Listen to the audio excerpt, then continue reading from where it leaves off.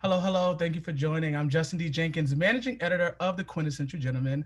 And today I am here with the king of reality TV himself, Carlos King. How are you today? I'm great. How are you? I'm doing well. I know you are super busy, but you are making moves, and I'm so excited to speak with you. Thank you. No, I appreciate it. Thanks for reaching out to me. I'm glad we get to do this. Of course. Now, what is that feeling like when people do call you the king of reality TV? I call you a mad scientist after this latest drop that we're going to talk about. But what is that feeling like? Listen, I love it. I really do, and I take the title very seriously. I am such a perfectionist when it comes to my work, and I hear the voices of Black Twitter reading me if my shows aren't good. So when I'm producing shows, I'm like, y'all ain't about to have Black Twitter read me for filth. Nope, change this. We got to do it this way. We got to do that. Boom. Like, I am all over it when it comes to my shows because I'm like, they call me the king of reality TV. So I have to like live up to that name. So everything I do, I have to like make sure it's of high quality standard. Or Right. I'm going to get read by Black Twitter. And that's the last thing I want, child. That is an interesting motivator, but I kind of like that. I might take that on too when I do like my work. But it's interesting that you've been talking about everything you've been producing and working with and how you have Black Twitter in mind because you've been working for over a decade in this field. Um, and I feel like you're now kind of getting your due. So it's interesting this, reality TV king is coming from some other lackluster seasons that people might be catching up on when it comes to shows that are now being out that you're not a part of anymore. Um, did you have moments where you just thought, was this all worth it? Is it worth it when you just were in this bubble and no one kind of was recognizing this is your work? Oh, it was always worth it. Listen, I am not somebody who takes on a job because I need the recognition or I need the attention or things like that. And I do mean that. A lot of people may think I'm lying. I truly do mean that. I do the work because of what I love. Yeah, And if the attention and the compliments and all that comes along with it, then great. Who doesn't like that? But that's never my intention. got you. So when I was working on past shows that a lot of people know me for, I was true story. I was so focused on just making sure the show was great. Mhm. That's all I cared about. Like Yeah, the show has to be great, and because my name was on it. And then what came along with that, of course, is like, who is producing this show? yeah, Who is it? And then people start to like read the credits, right, and because I'm very social on social media, and because of the people who I work with, they'll take pictures with me and they'll right, tag me. It slowly became, I became recognizable to right. people. And then, like you said, once I left certain situations, I do think a lot of people are like, wait a minute, something's missing and we miss you. Can you come back? So We that, didn't know what we that has had. been sweet. Yeah, I never expected this attention. I yeah, never desired it. yeah, I wanted to make sure the work was good because my thing is this: you can have all the eyeballs on you and the spotlight on you in the world. If you're not doing the work, yeah. people are going to move on, and then you're a has been. And Yeah. I do not want to be a has been. I just No, no, I no. definitely get it. It's interesting because I've been a fan of yours for such a long time, but I didn't know I was a fan of yours. And the first time I saw your face was on the first 15. And I think he was like screaming at Claudia from the ceiling. And I was like, what is this guy screaming at? Someone you're screaming at. It was Claudia Child. Okay. I was like, who? So it does show, like you said, like you mean what you say, where you were just worried about the show more so than the fame. So it's interesting because reality TV, I feel like, has been around for a while, but maybe over the past 10 to 15 years, there has been like some golden eras. Were you ever nervous that you think this would be something that will be left behind? Were you nervous that people won't take your producing talent like seriously? No, I wanted to make sure that every show that had my name on it, that it lived up to the excellence that I uphold for myself and for my team. I wanted to make sure that was the case. Yeah. And even when I left season 9 of the Real Housewives of Atlanta, I knew that season 9 was going to be my last season. Hmm. And most producers will just check out, like, it's my last season. Let That's me it. just like skate through on this. Yeah. I was like, no, I want to be remembered for producing one of the greatest seasons ever. Like, I need to make sure that I left my mark Yeah. on this show. So that to me was way more important than Yeah. anything else. And that's the reason why it's funny, because when I left the show, um, I really did feel like, okay, I did the best I could with this season. People loved it. It was interesting to see people like Kelly Rowland and Solange Knowles talk about the show. Like Beyonce was quoting. I mean, Beyonce quoting Gone with the Wind, Fabulous. Like yeah. it was just like, wait a second. Again, I'm just working. And Yeah. then once the show is on the air, you get to sit back and just like take in the glory of Yeah. the work you produce. So that trifecta, Beyonce killing Solange, was like, well, child, you must be doing something right. Yeah. Because they're so busy and have so many other things going on that if they take time out of their day to watch your Yeah. work, then that's the biggest compliment in the world. Right. And because in the work you do, what most people may not realize is you kind of created these big name reality TV stars. You know, you produce them. What do you look for in that? Do you Yeah. automatically know someone is gonna hit, or is it like, oh man, we're gonna have to recast, have a friend of? I listen, I'm very fortunate and blessed. I'm good at knowing within 2 seconds if you're a star.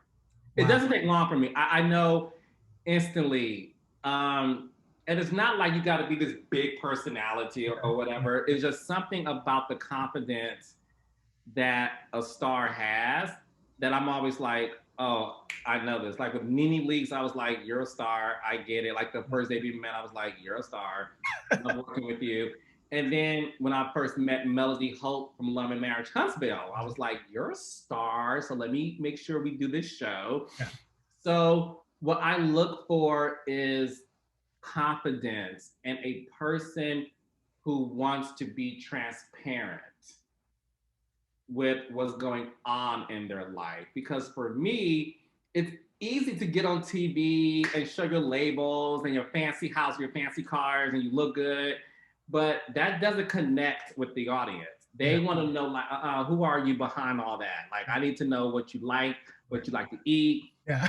family, Yeah. what's going on with your man. Like, they want to know everything. Right. And if you're not able to produce that, then you're not a star, period. Yeah. So I look for transparency with people I work with. That's amazing that you mentioned kind of like what makes a star and what you look for. Because when you signed your first look deal with OWN Network, the Oprah Winfrey TV network, the president, Tina Perry, mentioned that, you know, you and your team know how to produce engaging and addictive content. And that's why I find myself constantly like, I need the next episode now. We just need to binge watch it, but then it goes away and it's like, what's happening next? Growing up, were you a big fan of soap operas? Because that's what I tell people when we have our water cooler talks. I say he has to have loved the soap operas of, you know, the champagne is burnt and, you know, let me, you know, things like that before, you know, because what do you attribute to that ability? Yeah, no, that was a good question. And you better do your research with the quote from Tina Perry. Yes. No, Tina Perry's sweet, and I appreciate that. But no, I was a huge, huge fan of soap operas. The Young and the Restless, The Bold and the Beautiful, Knots Landing, Melrose Oh Place. my, okay. I'm dating myself, I know, but like I was a huge fan growing up. Beverly Hills 90210, like I was that boy. Yeah. While my brothers were playing basketball, I was in front of the TV like, this is everything to me. What is So Kelly doing today? oh, I was obsessed with it. I was like, forget that basketball, Yeah. honey. There's some heat going on this TV screen.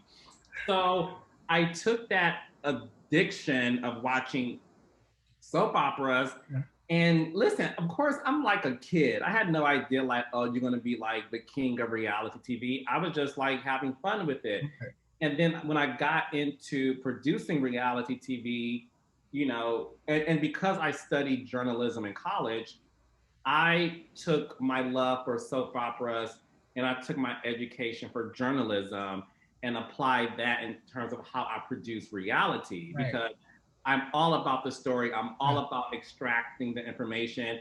And I love a good catty session. I Right. love when the girls read each other. We all do. And it's so interesting. As a journalism major, like you said, you're still telling these stories. So I guess even going back to just people knowing your work now and really appreciating it is because you told those stories. It wasn't manufactured in a way that might produce things that's not, authentic. So I really appreciate that. Now, how have you been navigating such success in a white dominated industry?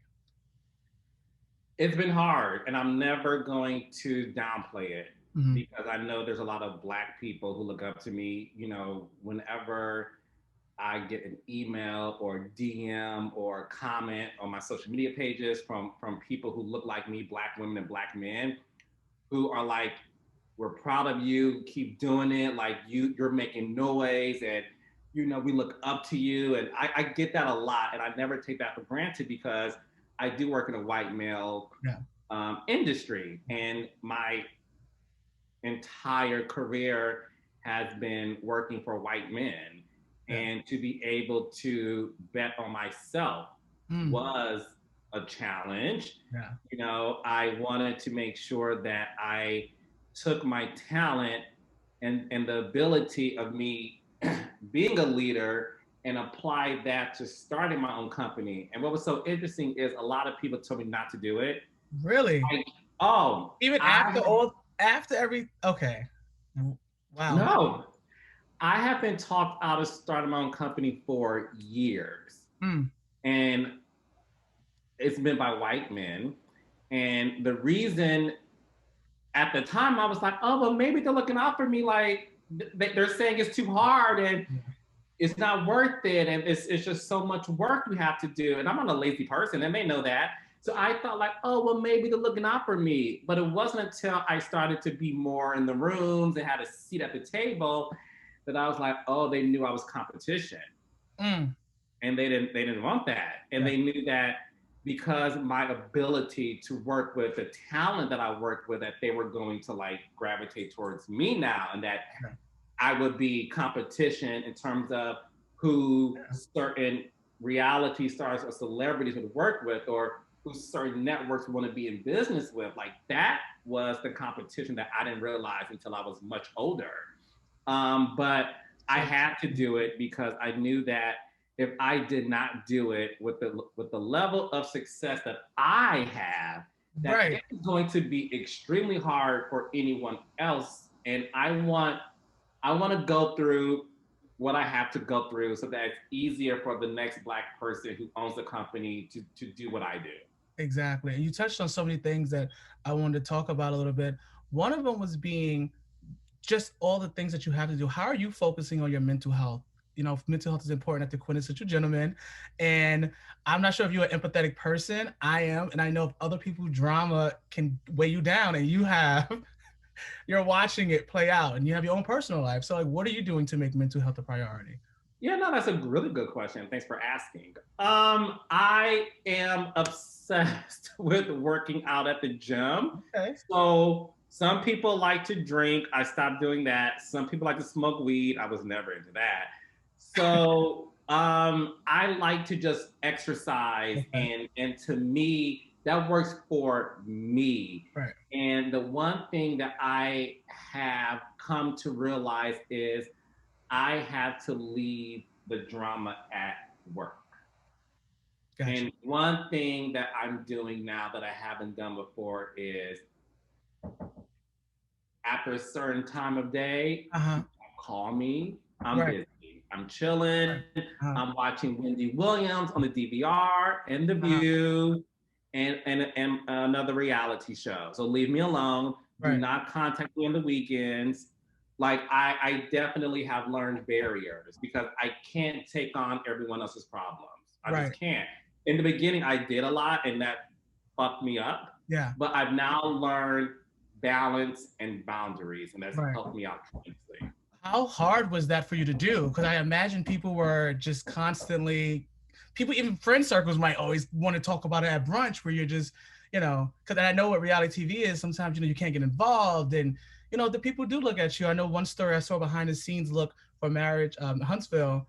and the show almost didn't happen because of some transgressions that was happening with one of the stars in the past. And I saw how you walked her through it, or you talked about how you walked her through it, and then you have to go back and people want to talk about that, and you might want to gossip or talk, but now you say you're creating those boundaries. What did that look like? Did you lose friends that thought you were trying to be different or act? Yeah, no, I definitely, me instituting boundaries has definitely made me lose friends, Wow. which is fine because I was like, oh, clearly you were my friend to get the tea, so you Right. didn't care about me at all. So Right. that was a great thing for me. Um, the challenge was the reality star who constantly felt that I should be at their beck and call. Like if I call you, answer. So it took them a minute to understand that I just ignore them.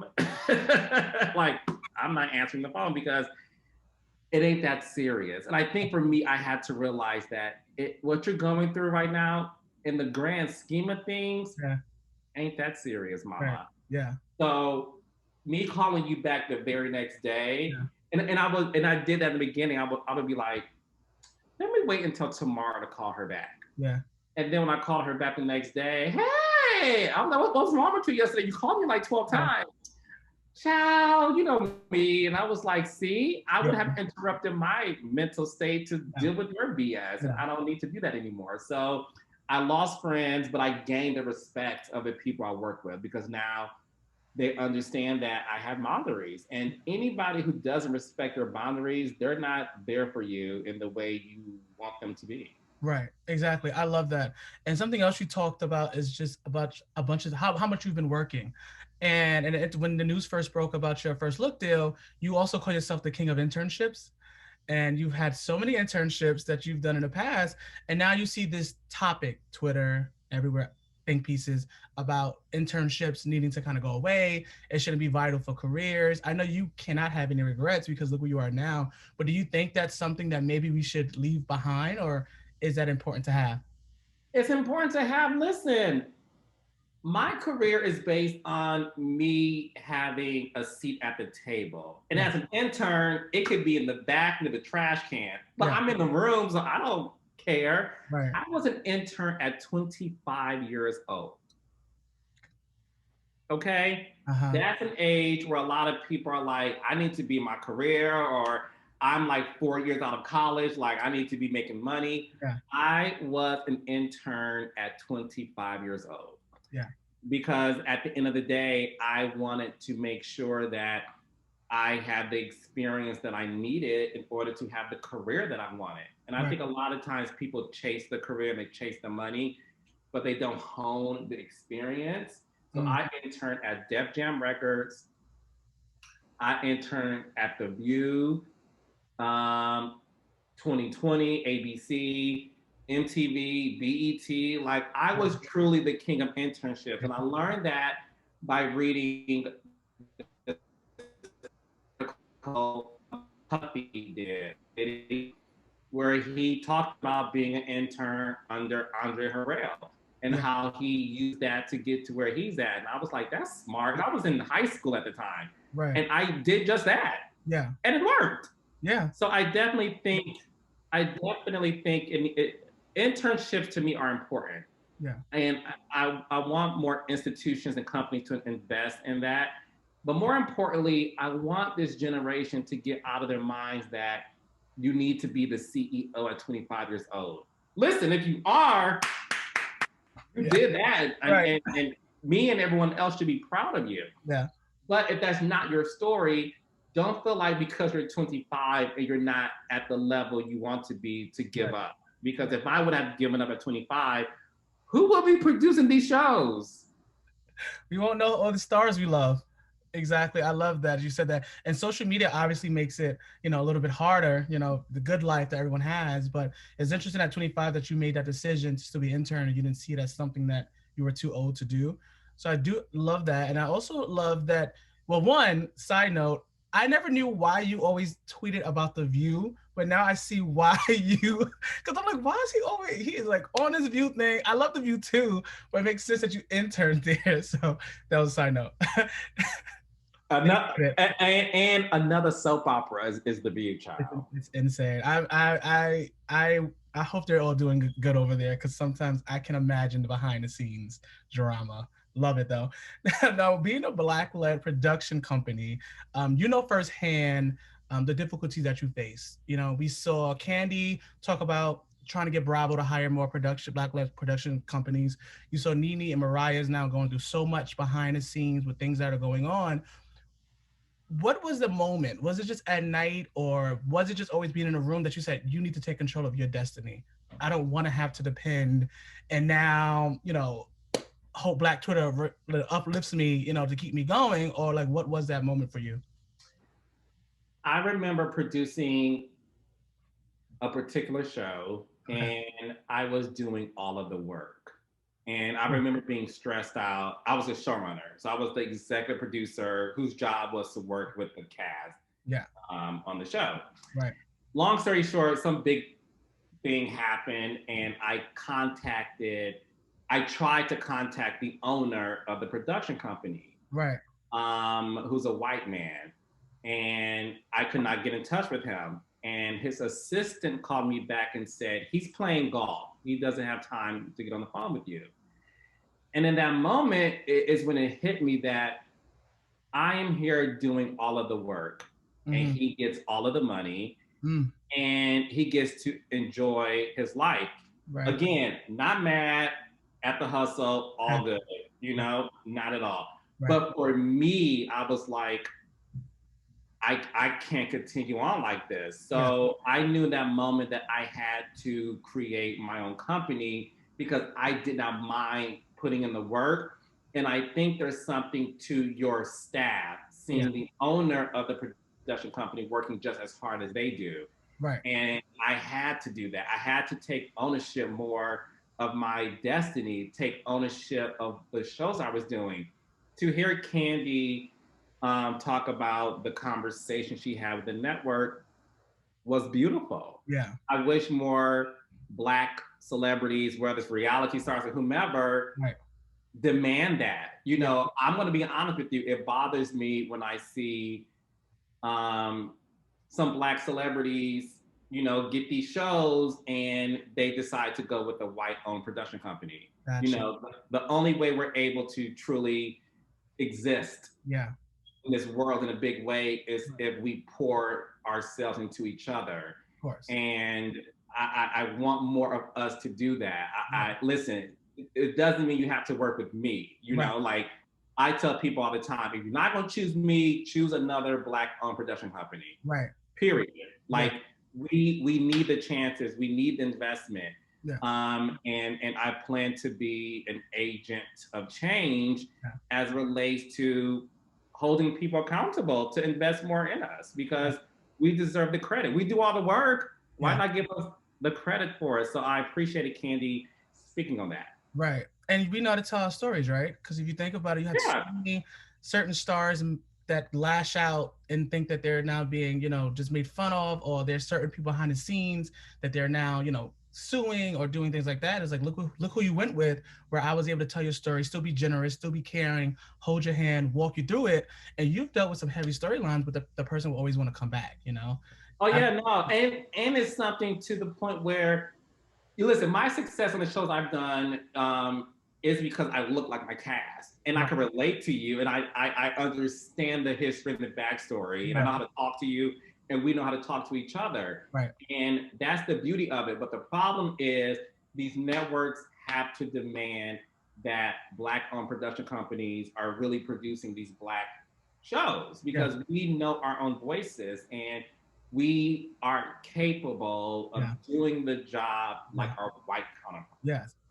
And it's an amazing job that you're doing, I can say. Thank you. Now, you did talk about being, the boss and the leader. And so as a CEO, there is a certain level of being creative to be a producer on reality TV. How are you remaining creative and still trying to put out fires that it takes to run a business? Yeah, no, it's hard, but I love it. Oh my God, when I say to you, you have to love what you do. I love it. I get a kick out of it, to be honest with you. So, to be creative, I make sure I have those quiet moments and I make sure that I'm still a student of television. I watch TV all day long Yeah. still. Right. And I use that as a way to motivate me to say, oh, what if I do another version of that? Or wow, that inspired me to create something this way. So I still do that and allow myself to do research. I was just today, like 3 hours ago, I was watching something on Hulu and it was a documentary, and I was like, oh my gosh, I want to do a show like that, except with Black people. And then I went on Instagram and started DMing people, child. So like, I am constantly Yeah. working and putting out fires. I'm thankful to have a group of a team of staff members at my company Yeah. who handles a lot of that too. And they put out the fires themselves. And if they need the extinguisher, they know to call me. Right. And again, because they can call the owner of the production company and my phone answers, because Yeah. I'm not playing golf at the country club. I'm working and I have time for them, Yeah. whether it's, the weekends or not. Yeah. They respect me more that way and they want to do a good job. So I finally have a group of staff members who are just as brilliant and as hardworking as I am, and I love that. That's amazing. Now we got to get into this new show Yes. because that trailer dropped, and I was busy, and I just heard my TV was on, but then I heard Sita, and I said, "Wait, why do I have Sita on BT in 2021 or whatever year we're in?" So I ran over and I saw like the end of it, and then I went online. We've also that viral clip, but the BET Presents The Encore, hosted by Sita, is coming in 2 days. It's going to be on BT. Talk to me about that process. What were you thinking when you said I need to do a show about 90s 2000 girl groups coming together under one house? Is what I like about that concept. How did that process go? And just talk to me, like what made you think of this? Yeah, so I created this show 7 years ago because I am a true fan of girl groups. You Gotcha. talk about like soap operas. Yeah. I just love women stories. I love women music. Right. Like, I'm a gay boy, but I just love female Right. ensembles. I Yeah. do. So I'm obsessed with girl groups. Right. And 7 years ago, I wanted to do a show to document, former members of girl groups. And we had two networks who did a pilot Mm-hmm. for this idea. And unfortunately, both of the networks passed on it. Uh-huh. And I was devastated because, again, I was like, I know this show is hot and I know I can do something with it, but like, why isn't it happening? Yeah. And then when this show got leaked during the pandemic, I took that as a sign that, well, let me not lie to you. I didn't know it was a sign until I saw how much it was retweeted. And then I saw like Gabrielle Union and Sunny Hostin from The View and Matthew Cherry, an Oscar-winning director, who were like, we need this show, meow. And I was like, y'all want what? And for me, it was the clearance that, boy, you know what you're doing. Like, you knew you was Right. you knew it. And a friend of mine named Tiffany Williams just got elected to be the head of programming and development at BET. Okay. And she said, I want this. And I was like, oh, it's yours, honey. Because I thought BET would be a great home for it. And because I was an intern at BET and my first job was at BET, and I met my friend Tiffany at BET, I wanted to give this to BET to say, like, again, Black-owned production company, Black network. Let's work together. We have to look out for each other. And together, we were like, house reality. Yes, let's do it. Let them live in a house together. And to see if they can form a super group. Yes, let's do it. And then she was like, what do you think about Sita? And I was like, she said, I know it's corny, right? And I was like, oh no, baby. I said, the girls are going to gag. And she was like, you think so? I said, I am Black Twitter. Like, the people I follow on Twitter, they're not celebrities. I follow like the influencers, meaning the people who watch reality TV. Because I need to know what y'all talking about, what y'all like. Right. So I said Black Twitter is going to go nuts if Sita hosts it. And when I say to you, it's explosive.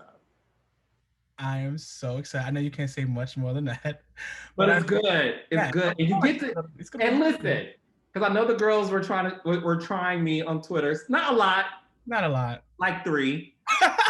Out, out of the 30,000 starting to, yeah, I think it's 30,000. 30,000 views that the trailer got. Right. Three of them was like, are they gonna be making music or making drama? So let me tell you now, they're making music and the music is good. Now, you have to watch all 10 episodes to see Okay. who's actually making the music, but Got the you. music is good. Yeah, but you know what's interesting? Because people like critics do say that like, oh, just another show filled with drama. We all know we need drama. We have drama in our lives. It makes things go. What I see when I see that is that you thought of these women who the industry probably didn't continue to think of, right? That have their own personal lives, that have a passion for music, still need the resources, maybe not have been uplifted or upheld, but now's your chance to do it. So what comes with that? You know, who really wants it? Who's gonna, like you said, actually make the music? So to those critics, you know, you pay those dust. You pay them dust. Always. Whatever Venus Williams said about they can't hold a candle. You know what I'm saying? Yeah. So yeah. I'm like, speak my Right, language. I don't care exactly. what y'all say. Spend a day in my shoes and I will welcome you to try to come up with something, honey. Exactly. But no, it's a good show though. It's really good. So I'm really excited. So since you love girl groups so much, who were your favorite girl groups growing up? Okay. TLC, Okay, you gotta do the Destiny's Child, okay. Escape, Okay. and SWV. So what's funny is when I first met Candy, because again, obsessed with girl group, me. When I first met Candy, she came on season 2 of Atlanta Housewives, and it's a funny story. I was like, "Oh my God, this is Candy Burrs, and she is That's so everything." interesting. And I thought she was so mean. I was like, "Oh, she don't like me. She don't like me," and I was a little disappointed. Like, damn, like Candy Burrs is a legend, and she Yeah. don't like me. But it's okay. Right. Listen, I'm gonna do my job. Right. And it wasn't, but to know Candy is to know that when you first meet her, she's not the most jovial person. It takes her a minute to warm up to you because she's like, Yeah. "Who are you?" So I was such a fan of her, and I had so many corny moments when I used to sing her songs to her during like a break of Oh, shooting. I know I'd be like, "Girl, remember you saying Never Can Say Goodbye on the Off the Hook album?" And I would play the song in the parking lot, and the crew would be like, "You are such a groupie. What is wrong with you?" Yeah. So it was an honor to work with her on Atlanta Housewives, and it's been an honor to work with these women that I've been fans of, like Black, 3LW, Cherish, Yeah. Toto. You Yes. know what I mean? Like Danity Kane. Like it's been. I'm telling you, it's been like again, because I love what I do, I make sure to create shows that I would watch and that I just want to have fun making. And drama's going to happen. And this has been the most dramatic experience of my career. What? Oh, oh, baby. Okay. Atlanta Housewives is a PBS special compared to the drama on this show. It was a lot, but it was worth it. Uh, so Carlos King is saying that this show is the most dramatic show of your career. Love and Hip, 110%. Jersey, Housewives of Jersey, House of Atlanta, BT The Encore is going to be the most dramatic. I cannot wait to watch that. Before I let you go, I did want to ask you something that might get you into trouble. Who Okay. are your top 7 reality TV show stars of all time? Male and female or just females? Females, male and females. Ah, females, no females. Females, you want 7? Yeah, I was gonna say 10, but that was like a lot, so I said 7 to make it harder. Okay, that's fine. Tiffany New York Pollard, Tammy Roman, Nene Leakes, Kenya Moore, Teresa Giudice, Tamar Braxton.